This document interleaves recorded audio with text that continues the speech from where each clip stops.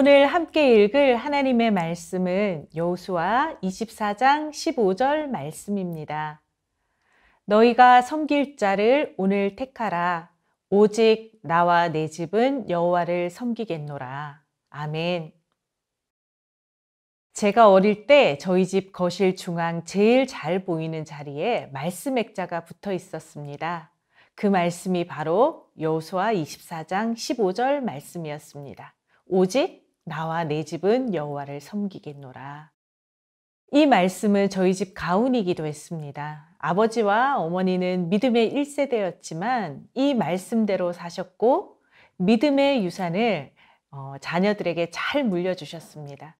그래서 저는 평생 이 말씀을 잊을 수가 없습니다. 이 말씀이 담긴 여호수아 24장은 여호수아의 유언이 담긴 설교입니다.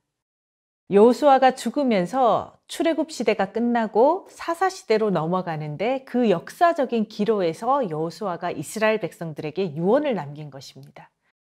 출애굽에는 1세대, 2세대, 3세대가 있습니다. 출애굽 1세대는 10가지 재앙과 홍해를 건너고 광야 40년을 살았던 세대입니다. 2세대는 광야에서 태어나 가나안을 정복했던 세대입니다.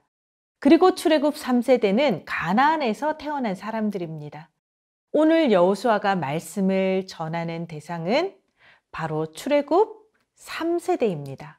광야에서 고생한 적도 없고 태어나 보니 젖과 꿀이 흐르는 가나안 땅에서 축복을 누리며 살아가고 있는 세대입니다.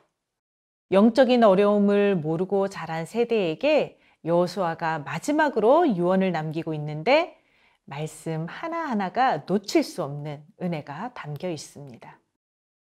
24장 2절부터 12절까지는 아브라함부터 시작된 이스라엘의 역사가 기록되어 있습니다.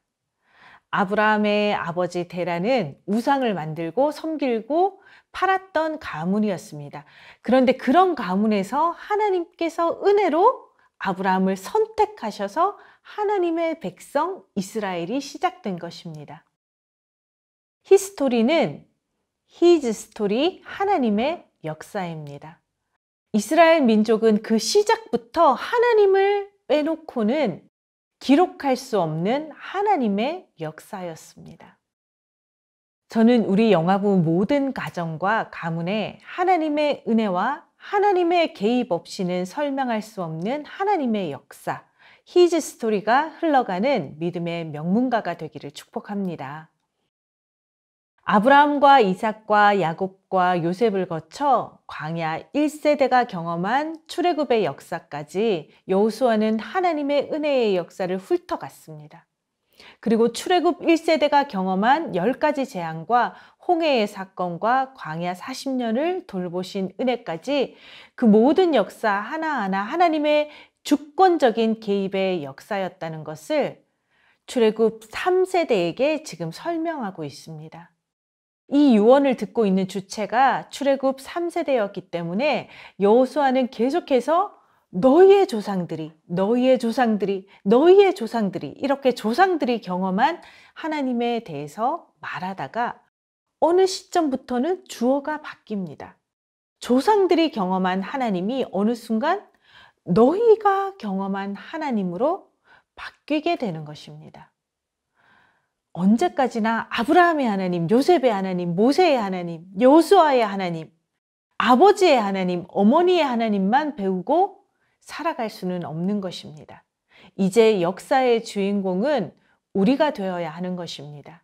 우리가 이제 히즈 스토리, 하나님의 역사 속에서 은혜로 살아가야 하는 은혜의 주인공인 것입니다. 언제부터요? 가정을 이루는 순간부터입니다. 부모님으로부터 육체적, 경제적으로 완전한 독립을 이루듯이 신앙의 독립도 이루어져야 합니다. 신앙의 독립을 이루었지만 우리가 잘나서 번성을 누리고 축복을 누리는 것은 아닙니다. 우리가 누리는 은혜와 축복은 또한 우리의 조상들이 만난 하나님의 은혜라는 것도 잊지 말아야 합니다. 13절 말씀을 읽겠습니다. 내가 또 너희가 수고하지 아니한 땅과 너희가 건설하지 아니한 성읍들을 너희에게 주었더니 너희가 그 가운데에 거주하며 너희는 또 너희가 심지 아니한 포도원과 감람원의 열매를 먹는다 하셨느니라. 세상에 공짜 점심은 없다는 말이 있습니다. 심은 대로 거둔다는 말도 있습니다. 이것은 인간 세상의 원리이지 하나님 나라의 원리는 아닙니다. 하나님 나라의 원리는 심지 않은 데서 거두고 자격이 없는데 은혜를 받는 것입니다. 수고하지 아니한 땅, 건설하지 아니한 성읍, 심지 않은 열매를 출애굽 3세대는 거저 받아 누리는 것입니다. 저는 우리 영아부가 바로 여호수아 24장 13절의 축복을 받은 출애굽 3세대가 아닐까 싶습니다. 저는 가끔 교회에서 일하다가 이런 생각을 할 때가 있습니다. 내가 무슨 복이 많아서 이렇게 좋은 교회에서 일도 하고 은혜도 받고 있을까?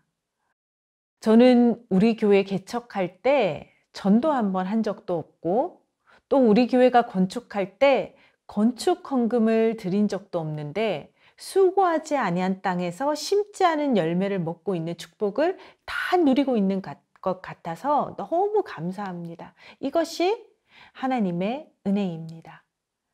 24장 말씀을 읽다가 모든 것이 하나님의 은혜이지만 특별히 또 은혜를 받은 구절이 있습니다. 바로 9절, 10절 말씀입니다.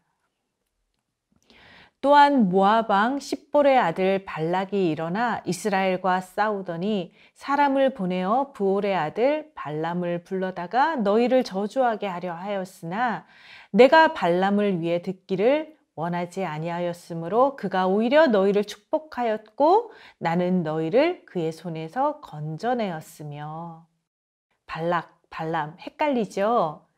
발락이 나쁜 놈이고요. 발람은 돈 때문에 나쁜 일에 말려든 사람입니다.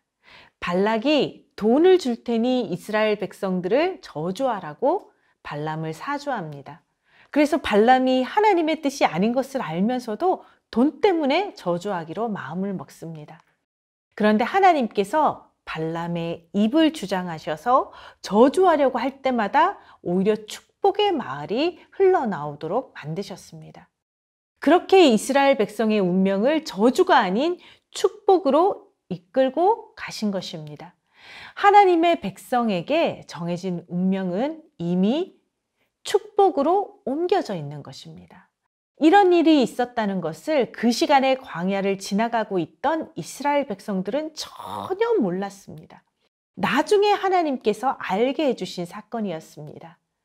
이미 하나님께서 복을 주기로 선택하시고 하나님께서 인도하시는 인생은 축복을 깨달을 때나 깨닫지 못할 때나 언제나 그 방향과 운명은 하나님의 백성이 마땅히 누릴 축복의 땅으로 들어간다는 것입니다. 하나님이 이스라엘 백성들의 편이니 이 세상 어떤 계략과 저주도 통할 수가 없는 것입니다. 저는 저희 아이들이 어릴 때 내 품을 잠시 떠나서 눈에 보이지 않는 곳에 있다는 것이 상상이 안 갔습니다. 항상 내 손 안에 있어야, 내 눈 안에 있어야 안심이 되었는데 이렇게 우리의 손이 닿지 않고 우리의 눈이 닿지 않는 곳에서도 우리가 인지하지 못하고 있는 그 순간에도 하나님은 늘 하나님의 백성을 지키시고 인도하시고 축복하기를 기뻐하시는 분이심을 깨닫는 그 순간 우리 자녀들을 집 밖으로 내보내는 것이 불안하지 않게 되었습니다. 하나님은 이렇게 아브라함으로부터 출애굽 3세대까지 이스라엘 가문과 그의 백성들을 인도하셨고 책임지셨습니다. 이렇게 신실하신 하나님께서 이스라엘 백성들에게 축복을 내리셔서 지금 가나안 땅에서 평화롭게 살고 있었습니다. 그런데 여호수아에게 딱 하나 걱정되는 것이 있었습니다. 바로 우상을 섬기는 것이었습니다. 14절 말씀입니다. 그러므로 이제는 여호와를 경외하며 온전함과 진실함으로 그를 섬기라. 너희의 조상들이 강 저쪽과 애굽에서 섬기던 신들을 치워버리고 여호와만 섬기라. 이게 무슨 말입니까? 가나안으로 들어오기 전에 요단강을 건너기 전에 강 저쪽에서 섬기던 신들을 약속의 땅, 축복의 땅까지 가지고 왔다는 것입니다. 그 정도가 아니었습니다. 출애굽 1세대가 애굽에서 섬기던 신들까지 가지고 왔는데 그 우상들이 출애굽 3세대가 살고 있는 집에도 여전히 있었다는 것입니다. 부모가 버리지 않은 세상의 신들은 자녀들의 영성에도 영향을 미칩니다. 하나님을 섬긴다고 입으로는 말하지만 진짜 부모가 어떤 신을 섬기고 있는지 자녀들은 삶을 통해서 배우고 있고, 부모가 입으로 가르친 것이 아니라 삶으로 가르친 대로 자녀들은 살아가는 것입니다. 그 우상의 면면에 대해서는 우리 이인호 목사님이 4월 마지막 주부터 시리즈로 설교하고 계십니다. 팀 켈러 목사님의 저서 내가 만든 신이라는 책이 참고 도서입니다. 이 책과 함께 이인호 목사님의 설교를 들으면 피해갈 수 없는 내 마음속의 우상을 만나게 될 것입니다. 광야의 연단도 없이, 가나안의 정복 전쟁도 없이, 가나안에서 태어나 젖과 꿀이 흐르는 땅에서 하나님이 거저 주신 은혜와 축복을 누리고 살면서 하나님을 믿는다고 하면서도 깊은 곳에 숨겨둔 내가 만든 신이 각 가정마다 있었다는 것입니다. 여호수아는 이 사실을 적나라하게 드러내면서 우상들을 치워버리고 여호와만 섬기라고 도전합니다. 더 나아가 이스라엘 백성들에게 양다리를 걸치지 말고 분명하게 선택하라고 말합니다. 15절입니다. 너희가 섬길 자를 오늘 택하라. 오직 나와 내 집은 여호와를 섬기겠노라. 믿음의 조상 아브라함 때부터 이어져 온 믿음의 가문이 하나님의 은혜 없이는 이루어질 수 없는 역사를 가진 이스라엘 백성이 하나님을 섬긴다고 하면서도 하나님과 우상을 두고 저울질하고 있는 모습이 얼마나 가슴 아픈 일입니까? 그런데 이런 모습이 바로 우리의 모습입니다. 사랑하는 영화부 가족 여러분, 우리 조상들이 우리에게 물려준 아름다운 신앙의 유산이 있습니다. 하나님이 함께 하신 기적과 은혜의 역사가 우리의 역사입니다. 이제 우리가 믿음의 주인공이 되어 아름다운 가문을 이을 연결고리가 되어야 할 때입니다. 여러분 어떻게 하시겠습니까? 오직 나와 내 집은 여호와를 섬기겠노라 선택했던 여호수아의 믿음이 우리의 믿음이 되기를 소망합니다. 히즈 스토리가 우리 가문의 역사가 되었으면 좋겠습니다.